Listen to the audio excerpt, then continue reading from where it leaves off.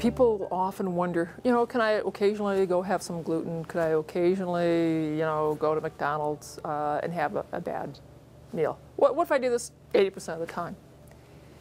The problem is you'll greatly miss out. You'll miss out on the health benefits. This is a lifestyle. This is a commitment that the food you're going to eat is going to be the food that maximizes the nourishment for your brain, your mitochondria, for your cells.